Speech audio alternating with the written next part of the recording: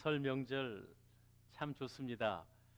그리운 사람 사랑하는 분들 함께 얼굴 뵐 수 있고 인사 나누며 또 새해를 소망할 수 있게 되니 얼마나 좋은지요. 우리나라는 신정설도 있고 구정설도 있어 참 좋습니다.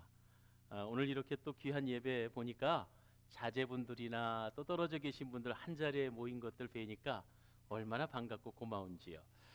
한 가지의 바람은 다른 거 없습니다. 여기 계신 모든 분들이 예외 없이 천국 가서도 이렇게 다시 만나 함께 하나님을 예배하고 찬양하는 놀라운 은혜가 이어지기를 주님의 이름으로 축원합니다. 할렐루야. 요즘 젊은 아이들이 손가락으로 자기 감정을 표현하는 메시지들이 좀 있더라고요. 그래서 요렇게 하면 이게 뭔지 아세요? 사랑합니다. 뭐 이렇게도 하고. 예. 옛날에 사진 찍을 때는 푸이 이렇게 하더니 요즘 사진 찍을 땐 대부분 사랑합니다 이렇게 손가락으로 메시지를 표하기도 하더라고요. 이스라엘 사람들은 사람들의 만남의 인사 가운데 안녕하십니까 라고 우리가 표현했다면 그 사람들은 샬롬 이렇게 인사하는 거 아시지요? 이 샬롬이라는 단어가 평강, 평화 이렇게 말합니다. 히브리인들의 평화 인사법 중에 손가락을 이렇게 하나를 이렇게 펼쳐서 좌우로 흔들면서 샬롬 이렇게 인사한다고 그래요. 그러니까 좌우의 분들하고 우리 한번 이스라엘식으로 새해 첫날 첫 아침 여호와 샬롬 하면 인사하겠습니다. 좌우의 분들에게 시작.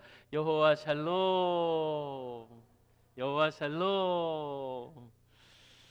왜 손가락이 한 개를 이렇게 펼치느냐 하는 것에 대해서 나름대로 찾아봤는데 여호와는 한 분이시다, 하나님께 영광 뭐 이런 의미를 함께 담고 있다고 그럽니다. 우리나라 인사말도 안녕하십니까? 밤새 뭐고 하셨습니까? 이렇게 인사하듯이 이스라엘 사람들의 인사법은 평안하십니까? 라는 그런 의미입니다. 그런데 사실 이스라엘의 역사를 살펴보면 평안할 데가 없었습니다. 수천 년의 역사 가운데 늘 주변 열강들에게 침략을 당하고 또 싸우고 전쟁의 연속이었지요. 그렇기 때문에 그들에게 있어 샬롬은 더욱더 절실했을런지 모릅니다. 그리고 그들의 수도격인 예루살렘 같은 경우도 살렘, 평화, 예루, 도시, 평화의 도시라는 뜻입니다. 그런데 사실 현실은 그렇지 않지요. 지금 예루살렘에는요, 중동 그리고 회교 이런 여러 가지의 국가 정세들로 인해 한시도 테러와 싸움이 그치지 않는 그런 도시예요. 얼마나 역설적인가 하는 것입니다. 인생에 있어서 평강, 평화는 가장 큰 숙제이자 우리 모든 인생들의 바람이고 소원인 줄 믿습니다. 그런데 평화로우십니까? 라는 이 설날 명절 아침에 여러분에게 전합니다. 여러분의 삶이 평안하신가요? 네. 어떤 이는 자신 있게 네, 아멘 이렇게 하는 분도 있겠고 생각처럼 만만치 않습니다라고 속으로 대답하신 분들도 있겠습니다. 아니, 여러분이 실수하거나 잘못한 게 아니고요. 세상 살이가 워낙 그렇게 힘듭니다. 아이고, 저쪽에 이란하고 미국이 막 싸움을 하려고 하는데 마주 지금 화약고가 터지기 직전인 것 같습니다. 그쪽에서 싸움이 전쟁이 일어나면요, 전 세계 유가 기름값이 흔들흔들하고요. 또한 어떻게 그 전쟁이 크게 번질지 편을 먹고 뭐 이쪽 나라 저쪽 나라 함께 편을 먹고 큰 싸움으로 번질 만한 위험 요소가 얼마든지 있습니다. 또요, 중국 우한에서 전염병이 발생을 했는데요. 이게 벌써 우리나라에도 환자가 발생하고 전 세계 전역으로 아주 무한 확산을 하고 있어서 어제 뉴스에 보니까요. 아예 중국엔 여행도 가지 말고 오지도 말고 막 이런 금종령을 내리기까지 했습니다. 참 평화롭기가 쉽지 않습니다. 어젠 설날이었는데 저쪽 강원도 강릉에 한 펜션에 가스 폭발이 일어나 가지고 9명이나 사상이 일어나는 아주 끔찍한 사건도 일어납니다. 어디 그렇게 살고 싶어 그렇게 살겠습니까? 우리의 안녕과 평안이 내 뜻대로 되지 않는다는 사실을 우리는 이런 여러 가지 사건 사고들을 보면서 깨닫게 되는 것입니다. 내 힘으로 되지 않습니다. 나는 해본다고 해보는데 주변의 환경들이 여건들이 그렇게 나를 평안하게 만들지 못한다는 것이지요. 그래서 그 어느 때보다 여호와의 샬롬, 평강이 필요한 때입니다. 저는요, 지난 주간에 여호와 삼마 기억하십니까? 예, 설교 제목만 기억해 주셔도 감사하지요. 여호와 삼마, 어떤 의미입니까? 하나님께서 거기 계시다. 여러분의 심령 가운데 계십니다. 믿으십니까? 여러분의 가정에 계십니다. 믿으십니까? 오늘 이 시간 우리의 마음 가운데도 계십니다. 할렐루야. 여호와 삼마. 오늘은 여호와 샬롬에 관한 말씀을 나누겠습니다. 우리 개역 성경판에는 살롬 이렇게 되어 있고요. 또 영어식으로 표현하면 샬롬 이렇게 말하기도 합니다. 오늘의 본문의 주인공은 기드온입니다. 기드온. 여러분 잘 아시지요? 그런데 원래 기드온은요, 직업이 농부였습니다. 그런데 이 기드온에게 어려운 문제가 하나 있었으니 가을 농사를 다 짓고 나면은 그 당시의 적성 국가인 미디안이 쳐들어와서 가을 거지를 다 빼앗아가는 겁니다. 그뿐입니까? 소와 양과 짐승들을 빼앗아갑니다. 더구나 자신의 자녀들과 여자들을 납치해 갑니다. 이것이 한 해도 아니고 매해 가을철이 되면, 추순력이 되면 이렇게 되니까 얼마나 기드온에게 있어서 낙심이 되고 절망이 되고 원망이 되는지 모르겠다, 이런 얘기죠. 기드온이 잘못한 게 아닙니다. 그런데 엄밀히 말하면 이스라엘이 하나님에게 범죄하자 하나님이 이렇게 등을 돌리신 거예요. 하나님이 외면하셨어요. 그때부터 이스라엘 백성들은 고생 시작입니다. 아무리 노력해도 결과가 없습니다. 참으로 비참한 삶이 연속되고 있어요. 저도 집안의 가장으로서요, 부모로서요, 제 역할을 한다고는 하는데 가족들에게 도움이 되지 못한다면 얼마나 낙심이 되겠어요. 그런데 지금 이 기드온은요, 그냥 일개 농사꾼이지만 자식들 먹일 음식도, 그리고 자기 자신을 지킬 힘도, 내 가족을 지켜낼 능력도 없으니 얼마나 좌절하고 낙심하고 또 분노했을까, 이런 얘기예요. 아니, 미디안도 밉지만 그렇게 초라한 자기 자신이 너무너무 미웠을 거예요. 자, 지금 상황은 우리는 19절부터 읽었습니다만 11절에 뭐라고 되어 있느냐 하면, 이 기드온이요, 미디안 사람들에게 들키지 아니하려고 밀 타작을 동굴 속에 들어가서 하고 있어요. 이게 무슨 상황이냐? 포도주 틀이라고 되어 있는데, 여러분 원래 타작은요, 큰 마당에 익은 볏짚을 잔뜩 까놓고, 그리고 뭐 옛날 같으면 도리깨를 쳤을까요? 아니면 탈곡기를 돌렸을까요? 그냥 뭐 풍악이 울리며 노래를 부르며 온 동네 사람들이 모여, 아, 저 집에 지금 오늘 타작하는 날이구나, 이런 축복의 날이 타작하는 날이에요.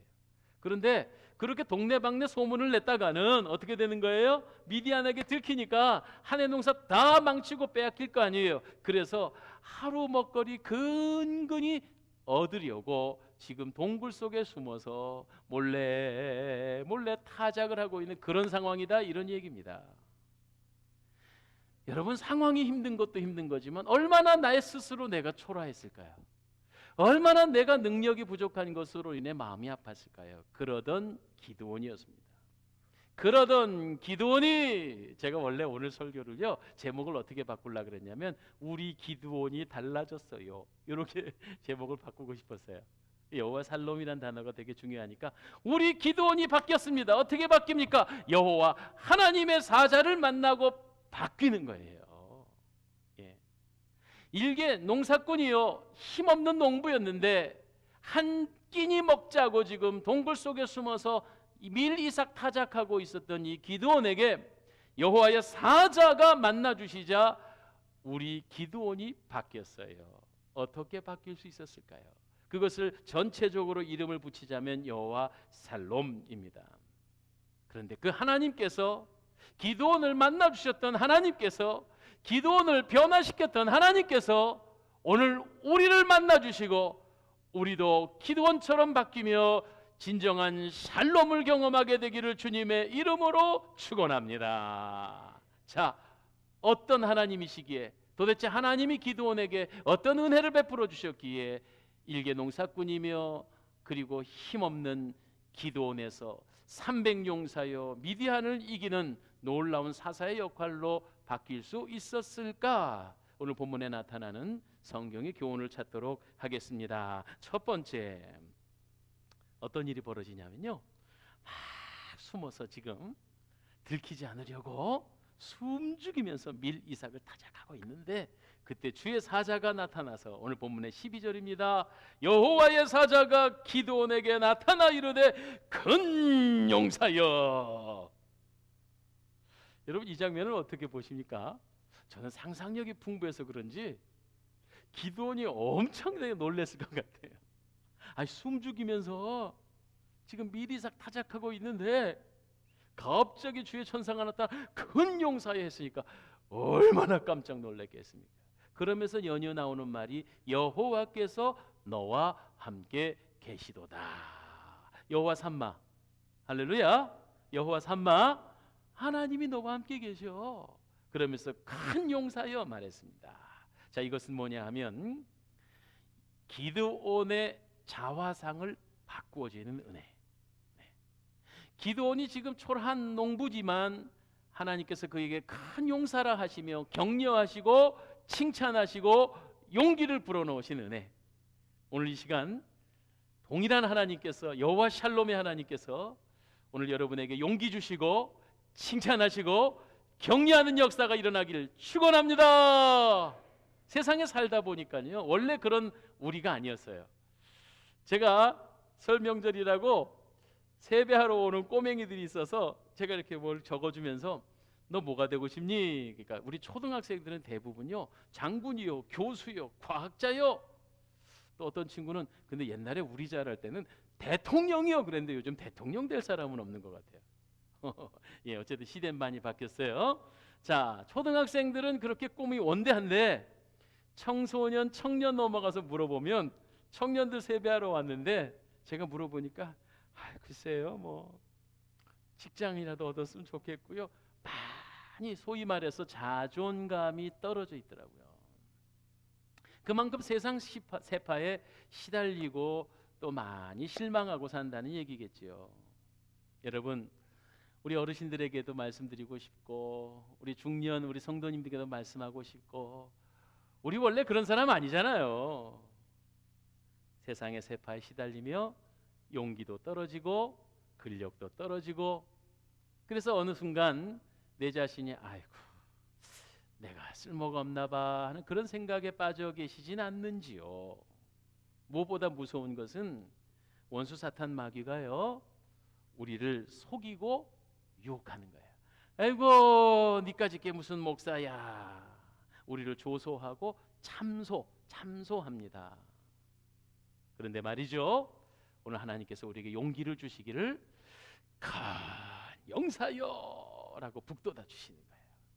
네가 원래 그런 인간이 아니잖아. 내가 너를 위해 존귀하게 만들었고 내가 너를 귀하게 여기고 있잖아. 큰 용사여 말씀하며 격려하고 계신 것을 믿으시기를 바랍니다. 여기에 큰 용사여라고 하는 히브리 말의 원단어가 깁보르 헤하일이라는 단어가 쓰여집니다. 깁보르 헤하일이라는 말을 사사기서에는 큰 용사여라고 해석하고 있는데, 이게 룻기서에 보면 유력한 자, 용감한 자, 능력이 있는 자. 무슨 말이죠? 자, 룻의 남편이 될 보아스를 향하여 룻기서 2장 1절은 이렇게 말합니다. 나오미의 남편 엘리멜렉의 친족 중 유력한 자가 있으니 그 이름은 보아스라. 여기에서 유력한 자 보아스, 여기에 큰 용사라고 하는 깁보르 헤아일이라는 동일한 단어가 쓰여져 있습니다. 사랑하는 여러분, 여러분이요, 우리 스스로 여러 가지 세상 세파에 시달리면서 아이 나는 쓸모없나 봐, 이런 열등감이나 피해의식에 사로잡히지 마시고 오늘도 주님의 음성을 들으시고 내가 너를 위해 존귀하게 세우고, 무엇보다 더 존귀한 이유는 우리가 아무리 진홍같이 붉은 죄를 저질렀을지라도 예수 그리스도의 보혈의 피값으로 우리를 사사 너를 존귀한 자로 나의 자녀로 삼아주었다, 이렇게 말씀하시는 하나님의 음성을 듣게 되기를 주님의 이름으로 축원합니다. 얼마나 기드온이 깜짝 놀랐겠습니까? 그러나 기드온아, 너 원래 그런 사람 아니야. 내가 너를 들어 큰 용사로 쓰겠어. 격려하시고 용기를 북돋아 주시는 하나님의 음성을 들을 수 있게 되기를 바랍니다. 가치를 인정받는 거죠. 여기 계신 모든 분들이 동일하게 아직은 그 가치가 잘 나타나 있지 않지만 우리 스스로 생각하기에 내 자신도 내가 별것 아닌 것 같아 보이지만 중요한 말씀이에요. 12절에 여호와께서 너와 함께 계시면 너는 큰 용사다. 한 가지 여기서 오해하시면 안 돼요. 그냥 나는 큰 용사야 한다고 내 스스로 마인드 컨트롤하고 정신 승리한다고 큰 용사 되는 게 아니고 전제가 붙어 있어요. 여호와께서 너와 함께 계시면, 할렐루야. 하나님이 우리와 함께 계시면 우리는 패배한 인생에서 승리한 인생이 될 것입니다. 실패한 인생에서 성공한 인생이 될 것입니다. 여호와께서 함께 하시면 아무것도 하지 못하는 무력한 자에서 주님의 맡겨주신 감당할 만한 능력을 얻어 큰 용사의 삶을 살 수 있을 것이라고 오늘 본문에 우리에게 말씀하고 계십니다. 이 사실을 믿으시고 평강을 얻으시기를 바랍니다. 그 성경에 보면은요, 게바 누구죠? 베드로입니다. 게바는요, 그냥 하나님 만나지 않았으면, 예수님 만나지 않았으면 갈릴리 바다에 어부로 생을 마감할 사람이에요. 이제 내가 너를 더 이상 시몬이라 하지 않고 게바라 하리라 했습니다. 여기서 바꿔 말하면 베드로라는 뜻이지요. 갈릴리 바다에 어부로 죽을 시몬이 바뀌어 게바가 됐습니다. 그 반석 위에 교회가 세워지는 놀라운 역사의 주인공이 되었다는 거예요. 오늘 우리들은 어떠한 형편에든지 상관없이 주님이 말씀만 하시면 주님, 제가 주님께 쓰임받는 능력의 사람이 되기를 소원합니다. 이런 결단이 오늘 이 아침에 있게 되길 축원합니다. 세상의 사람들은 얼마나 성공했는가, 얼마나 사람들에게 인기를 누리겠는가, 얼마나 많은 소유를 누리고 사는가로 능력을 가늠할런지 모르지만 우리 믿음의 사람은 오늘 이 귀한 설 명절 주일 아침에 하나님 나와 함께 계셔서 나는 주님의 능력을 힘입어 큰 용사로 살겠습니다 라고 하는 이 위대한 결단이 오늘 이 아침에 있으시기를 축원합니다. 두 번째입니다. 사도 바울은 그래서 이렇게 말했지요. 내게 능력 주시는 자 안에서 내가 모든 것을 할 수 있다고 고백했어요. 오늘 아침에 내게 능력 주시는 주님을 만나시기를 바랍니다. 인생을 살아가며 나는 미운 오리 새끼인 줄 알았어요. 그런데 나중에 창공을 날아보니 멋진 하늘을 나는 백조였다는 사실, 하나님께서 오늘도 우리에게 알려주시는 은혜입니다. 자, 이제 두 번째, 하나님께서 도대체 기드온에게 어떤 분으로 오셨기에 기드온이 달라졌을까요? 두 번째 14절의 말씀에 보니 여호와께서 그를 향해 이르시되 너는 가서 너의 힘으로 이스라엘의 미디안 손에서 구원하라. 내가 너를 보낸 것이 아니냐 하라 하셨습니다. 저는 14절의 앞부분에 여호와께서 그를 향하여 이르시되 이 말씀에 주목해 봤습니다. 하나님 앞에 범죄한 이스라엘, 하나님께 범죄한 우리들은 하나님이 노여하실 때에 성경의 표현에 의하면 등을 돌리신다 이런 말씀이 있어요. 그러니까 미디안이 강력해서 이스라엘이 힘든 게 아니고 하나님이 함께 하셨던 이스라엘이 범죄하자 하나님이 이스라엘을 향해 등을 돌리사 평소에는 아무것도 아니었던 미디안에게 쩔쩔매는 그런 이스라엘이 됐다는 얘기. 이 원리를 우리가 잘 알아야 돼요. 사랑하시는 여러분, 멀쩡히 잘 있었는데 어떤 정적이 생겨 괴롭습니까? 그 사람 나쁘다 하지 말고 내가 하나님 앞에 혹시 하나님을 불편하게 한 일이 없는가 하는 거 잘 살펴봐야 돼요. 우리나라 이민족이 주변 열강에 애당초 옛날부터 우리 반도의 조그만 나라 주변의 열강들에 둘러싸인 민족입니다. 그런데요, 괜시리 요즘 그냥 막 일본이 난리야, 뭐 중국이 난리야, 미국도 우리 편 아닌 것 같아, 막 이런 것들을 그쪽 애들 탓하지 말고 우리가 하나님 앞에 은혜를 잃어버리고 살진 않는가? 이게 사실은 근본적인 해석이 돼야 된다 이런 말이에요. 그러니까 지금 이스라엘이 왜 미디안에게 이렇게 쩔쩔매고 있으며 가을거지를 7년 동안 다 빼앗기고 그리고 가족들을 빼앗기고 있습니까? 그것은 이스라엘이 하나님 앞에 범죄했기 때문이란 말이죠. 하나님이 범죄한 이스라엘 향해 등을 돌리고 계시다 이런 말이죠. 그런데 14절에 어떻게 되어 있습니까? 여호와께서 그를 향하여 이르시되, 그러니까 향하여 얼굴을 돌이켜 기도원을 쳐다보시며, 이렇게 해석하는 거죠. 하나님 마음을 돌이켜주고 계십니다. 민수기 6장 24절 아론의 축복에 보면 여호와께서 복 주시고자 너를 지키시기를 원하며 여호와께서 너에게 얼굴을 비추사 은혜 베푸시기를 원하며 여호와께서 그 얼굴을 향하여 드사 평강 주시기를 원하노라. 이 얼굴을 향하여 드사 이 말입니다. 관계 회복을 의미하는 거죠. 여러분, 인간관계가요, 거칠 것이 있으면 사실 말하지 않아도 서로 눈 쳐다보기가 어려운 거예요. 그렇죠? 부부지간에도요, 그렇게 가까운 영촌의 사이였다가도 서로 섭섭한 것이 있으면 얼굴을 쳐다보지 못하면 세상에 가장 먼 사이가 된다고 그래요. 인간관계도 그렇고 우리 교우관계도 그렇고. 그래서 우리 정말 거칠 것이 없는 얼굴을 함께 마주할 수 있는 좋은 관계가 되어져야 하겠습니다. 바라기는 오늘 여호와 하나님께서요, 기도원을 향해 얼굴을 향하여 드사라고 말했던 것처럼 하나님 앞에서 우리의 거칠 것들을 회개하고 회복하고 돌이켜 주님 앞으로 돌아오셔서 하나님의 놀라우신 위로하심을 경험하는 귀한 저와 여러분이 되기를 주의 이름으로 축원합니다. 성경 여호수아서 1장을 보면은요, 여호수아가 자기가 원해서도 아니고 갑자기 모세의 사역이 120세의 끝이나 하나님의 부르심을 받고 나서 그 인도자의 사명을 여호수아가 갑자기 받는 거예요. 그러면 여러분 생각해 보세요. 장정만 60만, 전체 다 합하면 약 200만으로 추정이 되는 이스라엘 백성들, 광야에서 야, 난 이제 200만 명의 우두머리가 됐다 하고 여호수아가 기뻐했을 것 같으세요? 아니요, 저는 그렇게 생각되지 않아요. 얼마나 두렵고 떨렸을까요? 왜? 모세와 함께 쭉 지내면서 여호수아는 목격했거든요. 왜요? 이스라엘 백성의 불순종과 불평과 원망하기를 좋아하고 하나님을 대적하며 지도자를 미워하는 그 백성들을 보았어요. 그런데 모세는 떠나고 자기가 갑자기 그 사명을 받게 됐을 때에 우두머리가 되었다고 하는 기쁨보다 더 두려운 것은 내가 과연 이 백성들을 잘 인도할 수 있을 것이냐는 그런 공포였단 말이죠.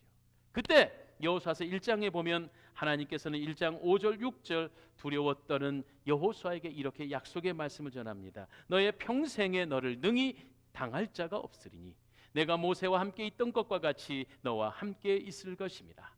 내가 너를 떠나지 아니하며 버리지 아니하며 마음을 강하게 하라 담대히 하라. 이는 내 백성으로 내가 그 조상에 맹세하여 주리라 한 땅을 얻게 하리라. 약속하고 계신 거예요. 약속. 얼굴을 향하여 여호수아에게 드사, 이것을 요약하면 내가 너를 떠나지 아니하리라, 이것으로 요약할 수 있어요. 임마누엘의 은혜, 여호와 삼마의 은혜로 내가 여호수아 너와 떠나지 않겠다. 얼굴을 향하여 드사 자비로운 눈으로 쳐다보시며, 시편 121편 말씀해 보니 주무시지도 졸지도 아니하시며 낮의 해와 밤의 달이 너를 해치 못하게 지켜주시며 내가 들어와도 나가도 복 주시며, 이러한 은혜가 오늘 이 시간 여러분 삶 속에서도 함께하여 주셔서 진정한 여호와 샬롬을 경험하게 되길 축원합니다. 이제 끝으로 우리 기드온이 달라졌어요. 농부였고 그리고 일개 자기의 먹거리 때문에 염려했던 그 초라했던 기드온이 달라져서 용사가 됩니다. 어떤 일이 일어났나요? 세 번째, 끝으로 그 하나님께서 기드온에게 은혜를 베풀어 주셨습니다. 자, 샬롬의 은혜입니다. 17절 보니까 이렇게 돼 있어요. 기드온이 그에게 대답하되 만일 내가 주께 은혜를 얻었사오면, 이래 말. 만일 내가 주께 은혜를 얻었사오면 말씀의 표징을 주옵소서. 말씀의 표징을 달라 그랬어요. 어떤 일이 벌어졌나요? 주의 사자에게 바쳐졌던 재물이 반석에서 불이 나와 다 타버리려 올라가는 놀라운 초자연적인 표징을 얻게 됩니다. 그때부터 이제 기드온의 마음에 담대함이 생기고 신뢰가 생긴 것입니다. 사랑하시는 여러분, 오늘 여러분의 마음 가운데도 주님의 놀라운 은혜의 표징이 임하여져서 그래, 하나님이 나와 함께 계신다라고 하는 위대한 기적이 일어나게 되길 축원합니다. 여기 보니까 이런 말이 있었어요. 우리가 읽은 내용이에요. 22절에 보니까 그 놀라운 재물이 타서 올라가는 경험을 한 다음에 기드온이 벌벌벌 떨며 내가 주의 사자를 만났구나, 나는 이제 죽게 되리라 했습니다. 모세의 율법에 의하면 하나님을 직접 대면할 수가 없어요. 하나님을 만나면 그 사람은 죽게 된다고 알고 있어요. 그러니까 기드온은 그 놀라운 기적적 사건을 경험하고 나서 내가 죽나 보다 하고 두려워 떨었다는 얘기예요. 그런데 그게 사실이 아니죠.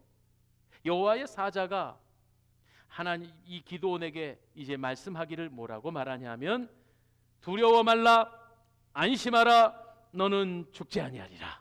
아멘입니까? 할렐루야. 믿습니까? 오늘도 이 예배를 드리시는 여러분의 삶 가운데 하나님께서 말씀하시기를 안심해라, 두려워 마라, 죽지 아니한다, 믿으시기 바랍니다. 하나님의 백성에게 주시는 용기의 말씀, 위로의 은혜입니다. 바로 이러한 사건을 경험한 기드온이 뭐라고 하지요? 그 자리에 제단을 쌓고 그때 예배를 드리면서 그 제단의 이름을 여호와 살롬이라고 말했습니다. 이러한 은혜를 힘입었다는 얘기죠. 그렇습니다. 하나님으로부터 멀어져 공급받지 못했던 인생이 아니라 이제는 하나님과 화목하여져서 하나님의 은혜를 힘입고 두려워 말라, 안심하라, 너는 죽지 아니한다. 오늘 인생을 살아가며 여러 가지 어려움과 환난과 고난 가운데, 때로는 질병 가운데 시달리며 이러다가 나 망하는 거 아니야? 이러다가 나 죽는 거 아니야? 그런 세상의 두려움이 여러분을 엄습해 오시거든, 지금 기도를 만나 주신 이 하나님을 만나게 되기를 주의 이름으로 축원합니다. 하나님께서 여러분에게 오늘도 말씀합니다. 안심해라, 두려워 말라, 너는 죽지 아니한다. 정확히 얘기하면 죽어도 다시 산다. 할렐루야. 지금 불려가도 나는 천국 백성이다. 이것이 진정한 평화, 여호와 살롬이란 얘기입니다. 세상의 조건은 바뀐 거 없습니다. 지금 당장 미디안이 다 망했다든지 기드온의 눈앞에서 미디안이 다 멸절됐, 이거 아니에요. 바뀐 것 하나도 없어도 이 여호와의 사자를 통해 만나는 놀라운 사건을 통해 졸장부의 한낱 농사꾼이었던 기드온이 큰 용사로 바뀌어져서 용사답게 살게 됐습니다. 그러니까 오늘도 우리가 이 예배를 통해서 비록 세파 가운데 시달리고 힘들어 나 이거 아닌가 봐 하던 그런 낙심과 절망을 딛고 일어나서 주의 음성을 들으시고 당신을 향한 놀라운 계획과 섭리를 가지고 계시고 하나님이 당신을 큰 용사로 쓰고 계신 것을 믿으시기를 주님의 이름으로 축원합니다. 이것이 바로 자화상의 변화예요. 우리 기드온이 바뀌었어요. 우리가 바뀌어야 돼요. 믿음의 회복, 열심의 회복, 하나님의 관계의 회복, 이것은 무엇으로 가능할까요? 오직 예수 보혈의 피입니다. 예수님의 은혜를 통해서 우리가 새 사람 된 겁니다. 누구든지 그리스도 안에 있으면 새로운 피조물 되는 것입니다. 나의 가치를 진정 인정해 주시고 은혜 부어 주시며 너는 참으로 큰 용사다라고 격려하시는 그 주님을 만나셔서 진정한 여호와 샬롬을 경험하게 되기를 바랍니다. 끝으로 찬송가 258장에 보면 이 윌리엄 카우퍼라는 사람이 이 곡을 만들었습니다. 윌리엄 카우퍼는요, 영국의 아주 유명한 18세기의 영국 문학사에 있어서 손꼽히는 문학가입니다. 그런데 그가 연세가 들고 나이가 들어 몸이 약해지고요, 그를 기억하는 사람들이 점점 없어질 때 이 윌리엄 카우퍼가 낙심이 들었대요. 내가 쓸모가 없나 보다. 나는 이제 아무짝에도 쓸모없는 사람이구나. 그런데 그런 실망 가운데서 하나님의 말씀을 읽다가 스가랴서 13장 1절 말씀에 그날에 죄와 더러움을 씻는 셈이라는 단어가 눈에 확 들어오는 거예요. 죄와 더러움을 씻는 셈, 이것이 뭐다? 예수 보혈의 피다. 주님의 보혈의 피를 통해서 우리가 새롭게 되고 깨끗하게 된다는 사실, 죄와 율법에서 자유함을 얻게 된다는 사실을 깨닫고 그때 감격하여 써내려간 그 찬송시가 바로 찬송가 258장이라는 말입니다. 가사의 내용에 보니 날 정케 하신 피 보니 그 사랑 한없네. 살 동안 받는 사랑을 늘 찬송하겠네. 오늘 우리를 새롭게 하시고 큰 용사로 쓰시고자 하는 그 예수 그리스도의 보혈의 피를 힘입어 오늘도 새 사람 입으시는 진정한 샬롬의 은총을 누리게 되기를 축원합니다. 우리 258장 한번 볼까요? 그래서 1절 한번 찬송해 보겠습니다. 샘물과 같은 보혈은 주님의 피로다.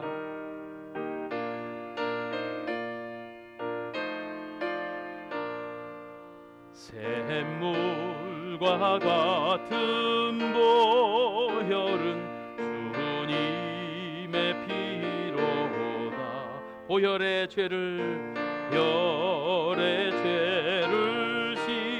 씻으며 정하게 되겠네.